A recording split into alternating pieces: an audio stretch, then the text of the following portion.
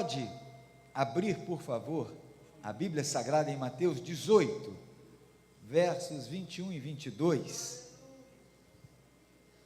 Mateus 18, versos 21 e 22. Então Pedro, aproximando-se de Jesus, lhe disse: até quantas vezes pecará meu irmão contra mim, e eu lhe perdoarei? Até 7. Jesus lhe disse: não te digo até 7, mas 70 vezes 7. Ó Pai, em o nome do Senhor Jesus, te agradecemos pela celebração de louvor. Te agradecemos pelo fato de juntos estarmos aqui adorando e bendizendo ao único que é digno de receber toda a nossa adoração e todo o nosso louvor. Glória ao teu nome. E que a ministração da tua palavra seja para relembrar a todos quantos aqui se encontram e também pelas redes sociais da necessidade que temos do perdão na nossa vida. O Senhor já nos perdoou e o Senhor nos ensina várias coisas sobre esta ação poderosa, ação explosiva, ação que implode de dentro para fora tudo aquilo que não presta, tudo aquilo que não provém do Senhor, e faz com que possamos progredir incólumes para a glória do teu nome, no precioso nome de Jesus, e que nenhuma palavra seja dita sem teu consentimento. Crendo no nome de Jesus, o povo de Deus disse: amém, amém, amém. Queridos irmãos e queridas irmãs, nós temos aqui 3 maneiras de encararmos o perdão, segundo as Escrituras Sagradas. Uma visão que Jesus passou para Mateus, e Mateus nos retransmitiu, a visão de Lucas e a visão do costume hebraico, do costume judaico, que está lá no livro de Amós. Aqui em Mateus, o Senhor Jesus deixa bem claro que devemos perdoar 70 vezes 7 e num só dia. Lucas chega a dizer 7 vezes ao dia. Há contradição? Não. Na literatura hebraica, 3 vezes. Há contradição? Não. O que importa é que o seu coração esteja sempre aberto para que o perdão possa acontecer na sua vida em relação aos outros, dos outros para você. Por quê? Porque já acontece do Senhor conosco. Todas as vezes que nós nos aproximamos dele para lhe pedirmos perdão, ele está pronto para nos perdoar. E eu já lhes disse uma vez aqui na igreja que o arrependimento tem 2 aspectos: o aspecto estático, quando nós nos convertemos, quando nós entregamos a nossa vida ao Senhor Jesus, e o aspecto dinâmico, no dia a dia, quando nós a Ele nos apresentamos, como eu já compartilhei outra vez, em nosso tapetinho, em nosso lugar de oração, em nosso canto de adoração ao Senhor, e diante dEle nos curvamos e pedimos perdão pelos erros cometidos naquele dia, ou por comissão, como nós dizíamos antigamente, ou por omissão, ou pelo fato de termos nos omitido no momento em que não podíamos recuar, ou pelo fato de termos cometido aquilo que não poderíamos. Então é importante que você acompanhe a mensagem, porque ela é para que você possa relembrar aquilo que o Senhor Jesus nos ensinou e aquilo que o Senhor Jesus nos falou. Quero relembrar-lhes que perdão é conserto, perdão é ajuste, perdão é restauração, é recuperação, a cura é a chave. Perdão nos traz cura, e o Senhor Jesus nos cura através do perdão, nós nos curamos uns aos outros através do ato de perdoarmos uns aos outros, da restauração, do conserto, do ajuste, da recuperação. Estas coisas se nos são fundamentais. A grande realidade, e que é que nós vivemos num mundo cada vez mais cheio de ódio, cada vez mais cheio de rancor, mais repleto de mágoas, de amarguras, de insatisfações, em que as pessoas têm muitos conflitos e não confrontos no campo das ideias. Aquilo que poderia ser confronto, como eu já disse a vocês, no campo das ideias pode ser até salutar, mas o conflito no campo pessoal, seja em casa, seja no trabalho, seja no relacionamento no corpo de Cristo, seja na nossa vida pessoal, quando estamos em conflitos, porque não permitimos que determinados pecados saiam da nossa vida e fazemos deles pecados prediletos, e essas coisas então geram dentro do nosso ser um conflito espiritual muito grande, que por certo não nos levará e não nos trará nenhum benefício, nem nos levará para mais perto do Senhor, muito antes, pelo contrário, dele nos afastaremos, porque a realidade é que os nossos pecados fazem separação entre nós e o Senhor, e nós precisamos então entender que daqui para frente, desses tempos para frente, enfrentaremos um mundo ainda mais virulento, ainda mais violento, um mundo cada vez mais adoecido, onde o que é chamado belo é feio, e onde o que é chamado feio é bonito, onde o que é chamado normal passa a ser anormalidade, e a anormalidade passa a ser normal, ou seja,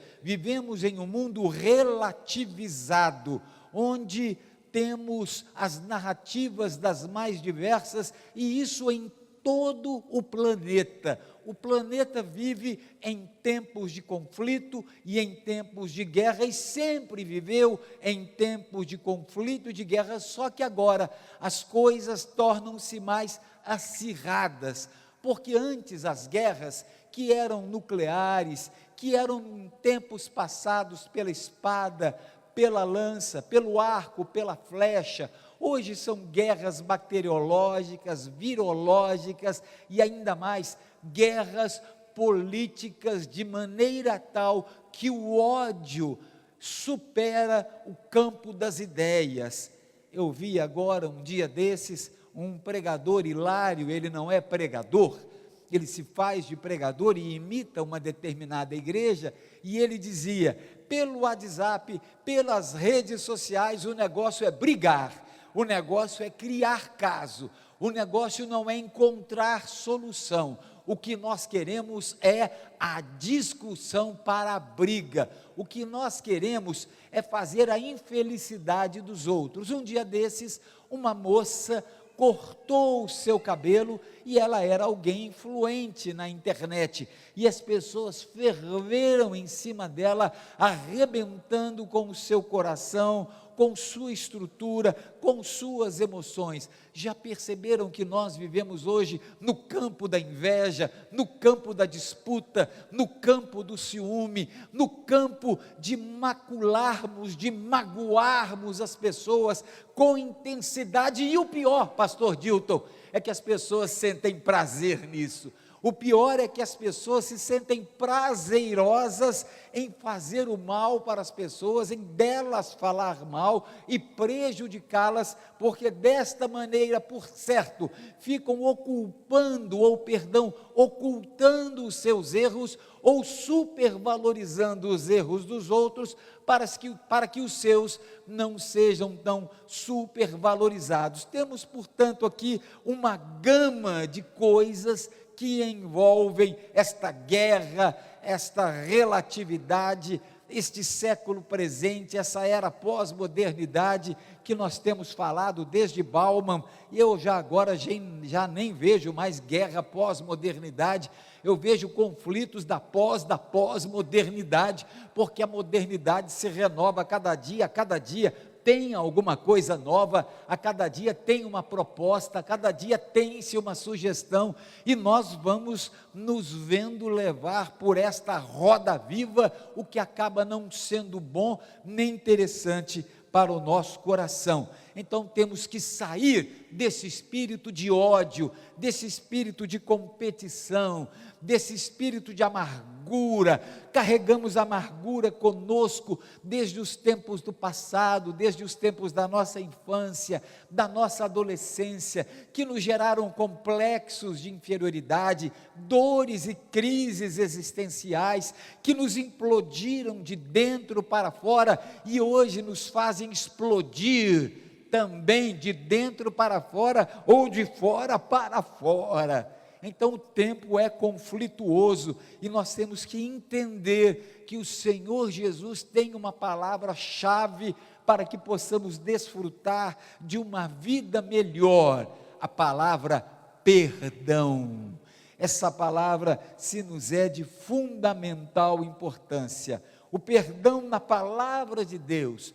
Vamos ver o perdão em 3 aspectos. O primeiro deles, o perdão na palavra de Deus. E na palavra de Deus entendemos que o perdão é remissão de culpa. Suas culpas foram entregues, despejadas, descarregadas na cruz do Calvário, onde Ele pôde te absolver, sendo condenado. Olha o paradoxo.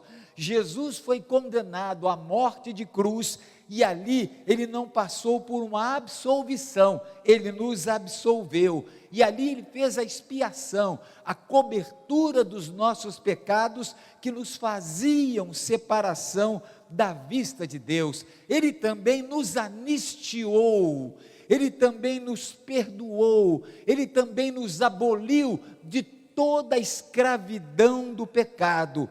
É a cruz, é a mensagem da cruz, é a vida da cruz. Sim, eu amo a mensagem da cruz, até morrer eu a vou carregar, levarei eu também minha cruz, até por uma coroa trocar. Remissão, absolvição, expiação, anistia, abolição, é a cruz. E na cruz do Calvário, Jesus enfrentou-se ali com o próprio inimigo de nossas vidas e com o seu inimigo principal na vida de Barrabás. Barrabás não era o inimigo de Jesus. Barrabás era, sem querer acalmar ou sem querer absolvê-lo de seus pecados, porque ele estava sendo crucificado justamente como disse o outro que ali estava na cruz: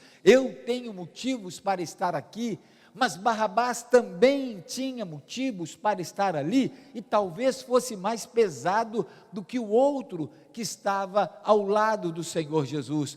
Mas não era a pessoa de Barrabás, era o demônio, era Satanás que estava dentro de Barrabás. Barrabás ali deixa, aspas, de ser uma pessoa, e ali o próprio demônio se encarna nele, e tenta fazer com que Jesus não faça expiação, para que os nossos pecados fossem remidos, absolvidos, expiados, anistiados, abolidos. Ele disse: se tu és o Cristo, desce-te daí mesmo, e salva-te a ti, e salva-te também a todos nós. E ele já havia aparecido ao Senhor Jesus no deserto, quando ele por 3 vezes tentou o Senhor Jesus, e o Senhor Jesus, revestido pelo Espírito Santo, revestido pela graça do Senhor, pôde resisti-lo, e ele dele se afastou. Mas na cruz Jesus nem deu conversa para o demônio que estava na vida de Barrabás. Ele olhou para o outro que se arrependia e disse: hoje mesmo estarás comigo no paraíso. Ele remiu sua culpa, o absolveu, fez expiação, anistia, abolição, e nem tampouco bola deu para Satanás. Irmão e irmã, parem de dar bola para Satanás, parem de dar cancha para Satanás, paremos de dar terreno para Satanás, porque ele está sempre tentando vir a nós de maneira sutil, de maneira que nós não pensemos que é ele próprio, que nós pensemos que é o sistema, que são as coisas naturais do mundo, que para Deus não são naturais. O que é natural para o Senhor é a nossa salvação, a nossa remissão, a cruz do Senhor Jesus, que é loucura para aqueles que se perdem, mas é o poder de Deus para todos aqueles que nele creem. A cruz, portanto, para nós, ela tem o poder remidor. Alguém escreveu certa vez, atente bem, o primeiro a pedir desculpas, o primeiro a pedir perdão, é o mais corajoso. Outra pessoa disse, ou a mesma pessoa disse, o primeiro a perdoar é o mais forte. E ele ainda completa, o primeiro a esquecer é o mais feliz. Que coisas interessantes esse alguém nos deixou. O primeiro a desculpar-se, o primeiro a pedir perdão é o mais corajoso. O primeiro a perdoar é o mais forte. O primeiro a esquecer é o mais feliz, porque nós nos esquecemos das coisas que para trás ficam e avançamos para a glória do Senhor e prosseguimos o nosso caminho sem olharmos para a direita, para a esquerda, mas olhando, fitando nos olhos do Senhor e sendo olhado por Ele, direcionado pelo seu Espírito, dirigido por sua palavra. E a palavra diz: ser forte, corajoso, seja feliz. E Paulo disse: alegrai-vos no Senhor. Outra vez vos digo, alegrai-vos no Senhor com força e com coragem, porque Ele é real, e Jesus vive, e vive pelos séculos dos séculos, e nenhum sistema, ninguém poderá tirar isso de nós. A primeira coisa que podemos perceber então, é que o perdão está na palavra, e a palavra de Deus é viva e eficaz. Talvez você diga: não consigo te perdoar, porque o seu pecado foi grave. Olha, é difícil ser corajoso. Talvez você diga: não consigo perdoar alguém, porque esse alguém me agrediu de uma maneira que eu não podia permitir que as coisas continuassem assim. Ei, você é forte para que você prossiga a sua vida, ainda que eles tentem contra a sua própria vida. E o outro é aquele que esquece, e aquele que esquece vive de maneira alegre, vive contente. Pode cantar aquele corinho que nós cantávamos antigamente: contente estou em meu coração, ao céu eu vou, esta é a minha canção. E vou porque o Senhor me faz corajoso, porque o Senhor me faz forte, porque o Senhor me faz feliz, por causa da expiação, por causa do perdão, por causa da absolvição, por causa da libertação, da anistia, da abolição, por causa da cura. Nós somos curados. Tome posse disso. Não seja curado apenas intelectualmente, seja curado existencialmente, permitindo que o perdão viva na sua vida, flua na sua vida, e que você ame as pessoas corajosamente, fortes e felizes. Na Bíblia Sagrada e na história bíblica, vocês já viram cristãos sendo assassinados, morrendo e amaldiçoando? Não. Mesmo sendo assassinados, mesmo seus filhos sendo devorados nas covas dos leões, mesmo eles sendo empalados, depois procure essa palavra que você vai entender, porque muitos foram empalados, mesmo sendo colocados nas árvores em Roma, com piche sobre os seus corpos, para que eles fossem os culpados de colocarem fogo em Roma, porque Nero queria reformar Roma.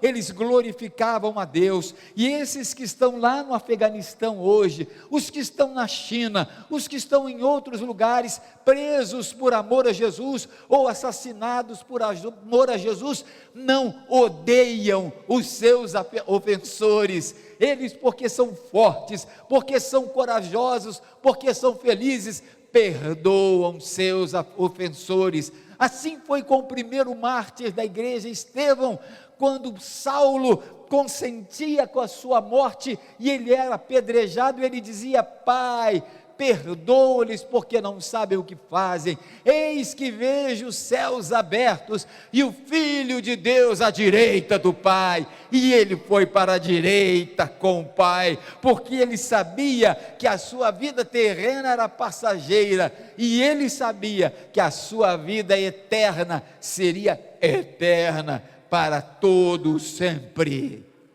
Ora, portanto, entendemos que o perdão está na palavra, e a palavra é viva e é eficaz. Uma segunda coisa que nós entendemos: o perdão é sem limites. Não há limite para perdoar, não há tempo para perdoar, não há processos para perdoar, ou é perdoar ou não. E eu já disse aos senhores e às senhoras que no latim é perdonare, que é perdoar, ou seja, o prefixo per dá a ideia de uma coisa completa. O perdão de Deus é uma obra completa. Per, coisa completa. Doar, donare, é dar, é outorgar. Então você dá o perdão, outorga o perdão por completo àquele que te ofendeu, que te maculou e que está te matando. Ou seja, é uma coisa que vai durar para sempre, porque no perdão há harmonia, e Deus é harmônico, e Deus é perdoador. Deus não é instável, Deus não tem com respeito às senhoras, porque hoje inclusive estão dizendo também que o homem tem TPM. Nós podemos dizer que o homem tem andropausa, cientificamente, as mulheres têm menopausa. Esteja você na menopausa, esteja você na andropausa, e o mundo moderno agora está querendo dizer que os homens também vão se menstruar. Tamanhas aberrações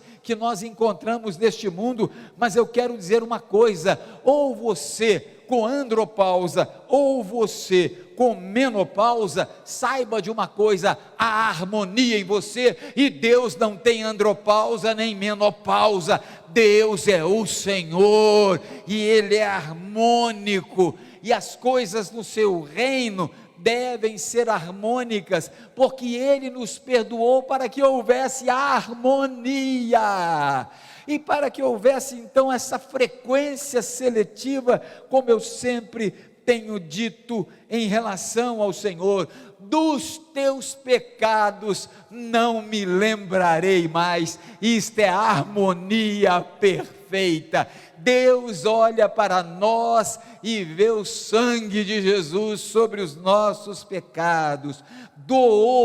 Doou-se completamente. Doar é dar completamente, ou seja, quem me feriu, com toda a consciência do que fez, dou-lhe o induto, falando-lhe diretamente, ou mesmo sem proclamar.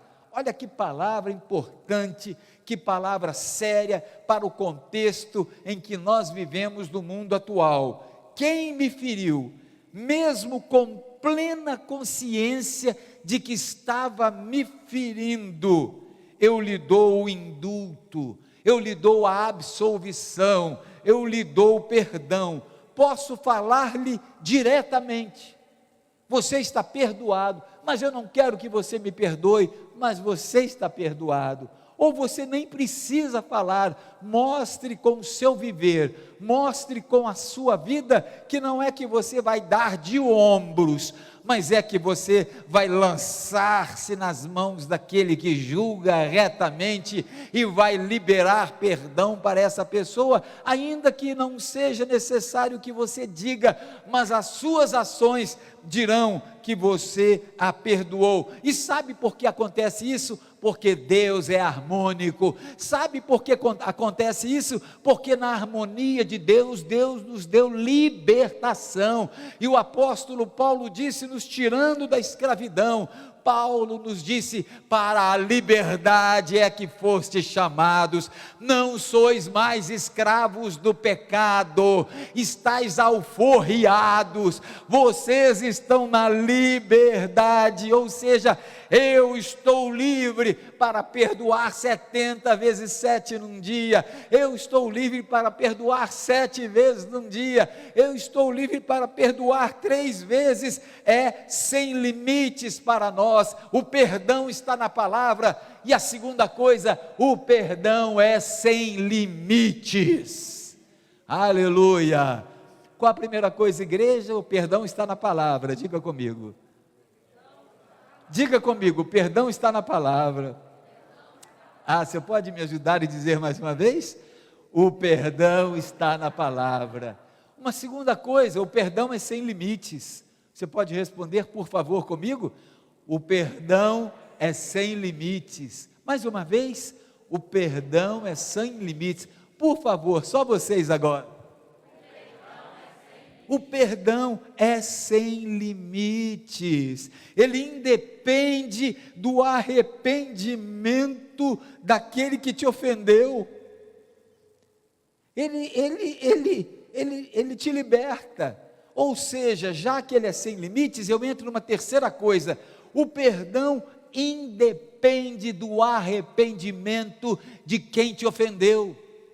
O perdão está na palavra, o perdão é sem limites, e o perdão independe da pessoa ter arrependido ou não contra o erro, em relação ao erro que ele cometeu. Ou seja, o perdão independe do arrependimento do ofensor. Vamos repetir? O perdão independe do arrependimento do ofensor. Conclusão: não é fácil ser cristão.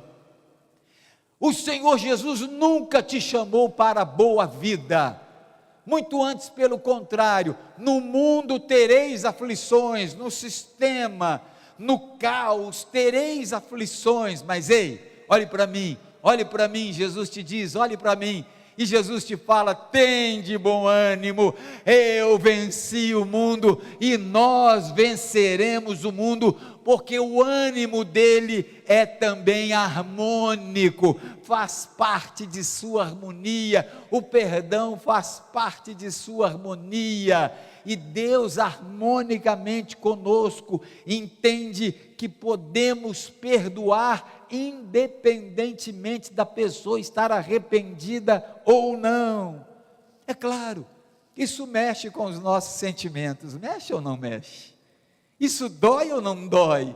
Isso machuca ou não machuca? Ou por acaso somos robôs que não somos movidos por sentimentos, mas acima dos nossos sentimentos, somos movidos harmonicamente pela fé no nome do Senhor Jesus, somos movidos na palavra, somos movidos na falta de limites, ou perdão, na vitória sobre os limites do perdão, somos movidos pela independência do ofensor nos pedir perdão ou não, mas mexe com os nossos sentimentos, mexe com o nosso ego, mexe com as nossas dores, mexe com as nossas famílias. E nada pior do que quando alguém fere um familiar seu. Quem é pai sabe disso. Nada pior do que alguém fere, quando alguém machuca um filho seu. Uma mãe sabe o que é isso, e dói muito mais na gente. Parece que aquelas pessoas que nós amamos profundamente, quando são feridas, quando as pessoas se esquecem de que o perdão está na Bíblia, quando as pessoas se esquecem que o perdão não tem limites, quando as pessoas se esquecem que o perdão independe do arrependimento do ofensor, e essas pessoas maculam, ferem e às vezes até matam nossos familiares, e ser cristão não é fácil, e nós temos que estar prontos para perdoá-los. Se não, pastor Dilton, não é cristianismo, é outra coisa, é uma outra religião, é um outro negócio. Eu estou querendo dizer por aí, matem-nos. Não, não estou querendo dizer isso. Eu estou querendo dizer por aí, esmurrem-nos, espanquem-nos. Não, mas se isso acontecer, continuaremos amando os nossos ofensores, porque Cristo nos amou quando nós estávamos lá na cruz do Calvário, colocando espinhos na sua cabeça, ferindo o seu lado com a lança, quando nós estávamos cuspindo nele, quando ele mal conseguia carregar a cruz, quando os pregos entraram em suas mãos, quando os pregos entraram em seus pés, quando ele foi abandonado por Deus, naquela célebre frase, quando ele disse: Deus meu, por que me desamparaste? Nós estávamos ali ferindo ao Senhor, ele foi ferido pelas nossas transgressões, mas o castigo que nos traz a paz estava sobre ele, e pelas suas pisaduras nós fomos sarados, e ele é o nosso modelo, ele é o nosso exemplo. Jesus é o juiz, é o justo juiz. Agora, quero deixar uma palavra àqueles que estão tentando a cada dia nos destruir, tentando a cada dia nos macular, ou com gestos, ou com palavras, ou com doutrinação, ou com outras atitudes quaisquer, a agressão, não importa qual seja ela, molestação de alguma forma. Uma coisa é certa, lembrem-se da parábola do rei que perdoou quem lhe devia 40 talentos, ou 10.000 talentos, que daria uma margem de 60 quilos de ouro, aproximadamente hoje mais de 40 milhões, e quando o rei perdoou aquele homem, ele foi solto e começou a atacar, a macular um homem que lhe devia um dia de trabalho, que seria aproximadamente 150 reais hoje. Ele foi perdoado de uma dívida altíssima, mas não soube perdoar o outro. Quando o rei ele mandou chamar aquele homem e recolheu-o, até que tudo fosse pago. Deixo-lhes bem claro, o céu é uma realidade, o céu é um lindo lugar, mas o inferno é uma realidade, e é um péssimo lugar, onde haverá antes dele pranto e ranger de dentes, o que eu não desejo para ninguém. Seja você ateu, seja você gnóstico, seja você cético, seja você filósofo, cientista, seja você da nova geração, um dia todos nós nos encontraremos face to face, face a face com o Senhor Jesus, e nós nós veremos aquilo que passou na nossa memória. Eu por 2 vezes tive a oportunidade de, em momentos de crise, passar coisas da minha memória numa fração de segundos. Eu não vou perguntar aqui quem já teve essa experiência,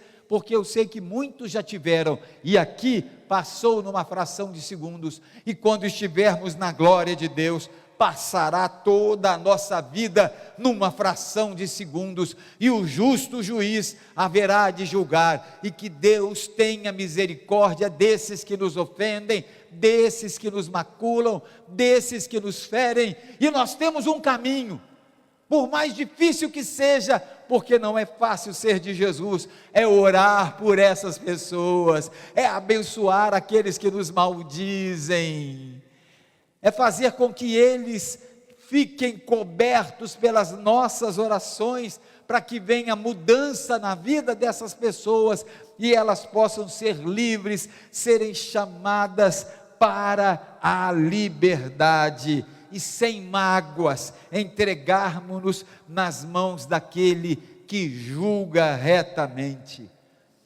Ora, eu coloquei 3 coisas aqui. Qual foi a primeira? Vocês vão se lembrar? O perdão está na Bíblia. Eu me lembro que Salomão sempre repetia para que se gravasse. Diga comigo, por favor, mais uma vez: o perdão está na palavra, o perdão está na Bíblia. Uma segunda coisa, o perdão, ele é sem limites. Uma terceira coisa, o perdão independe do arrependimento do ofensor. Vamos dizer, o perdão independe do arrependimento do ofensor, mesmo que mexa com sentimentos, com o nosso ego, nossas dores, nossos parentes. Deus é o justo juiz. Indo para o final, a progressão do perdão, ela é geométrica, e nós vamos aprendendo a perdoar. Talvez você diga: você é bobo. E por que não? Talvez você me diga: Deus foi bobo ao entregar o seu filho Jesus, ou ele poderia ter destruído a terra?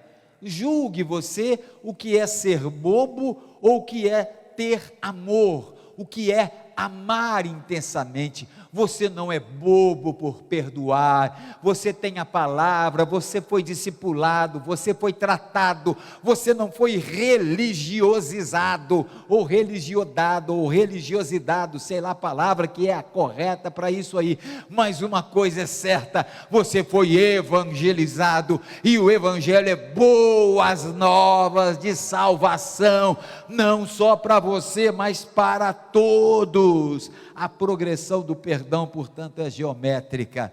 O pastor Martin Luther King, líder da revolta contra os negros nos Estados Unidos da América do Norte, que morreu assassinado, ele disse: o amor aos adversários é dotado de boa vontade, compreensiva, fecunda e redentora para com todos. Olha o que disse o pastor Martin Luther King, ainda antes de falecer: o amor aos adversários é dotado de boa vontade, compreensiva, fecunda e redentora para com todos. E o Filho de Deus teve a suave marca do perdão, porque ele viveu harmonicamente com o Senhor, com a palavra, com aquilo que Deus havia lhe dado. Também um pregador batista, cheio do Espírito Santo, Charles Spurgeon, ele disse: trabalhe com seu ego, perdoe e esqueça.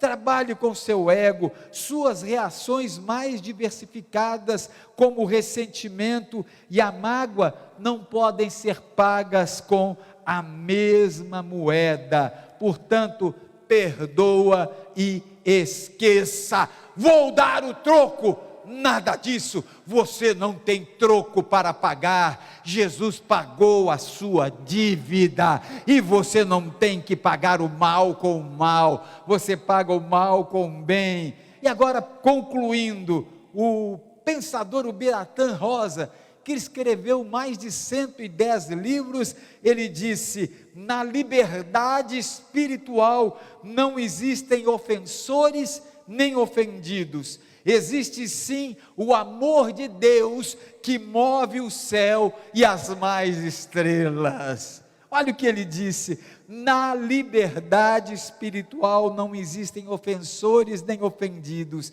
existe sim o amor de Deus que move o céu e as mais estrelas. Queridos, a porta da graça ainda está aberta. Teve um caso de um rei saxônico que, após ter tomado uma cidade, ele acendeu uma tocha e ele disse: aqueles que quiserem voltar livremente para essa cidade e não serão escravizados, enquanto a tocha estiver acesa, a porta estará aberta, então vocês podem entrar e voltar, porque a rebelião será perdoada. quero dizer-lhes uma coisa: a tocha do Espírito Santo está aberta, a tocha da palavra está aberta, até o arrependimento do Senhor. O fogo arderá continuamente no altar, não se apagará, mas a porta poderá se fechar no arrebatamento da igreja. A porta da graça ainda está aberta. Portanto, lembrando daquilo que eu disse no início, seja forte, seja corajoso, seja feliz, porque você tem o perdão na palavra, tem o perdão sem limites, e o perdão que independe do arrependimento do ofensor. Perdoemo-nos uns aos outros. E lhes digo agora, para concluir: perdoe-se a si mesmo. Às vezes você diz assim: eu me odeio, eu não deveria ter feito aquilo. É verdade, não deveria mesmo. Eu não deveria ter tido aquele comportamento. É verdade, não deveria mesmo. Mas em nome de Jesus, vá à fonte do perdão, e Ele vai te perdoar, e não carregue mais sentimento de culpa, porque Ele levou sobre si as suas culpas, e você foi chamado para a liberdade. Você já não é mais escravo dessas culpas. Perdoe-se e siga. E você pode falar com aquele que você ofendeu, como você pode não falar, mas demonstrar que perdeu, que perdoou, que mesmo tendo perdido, perdoou.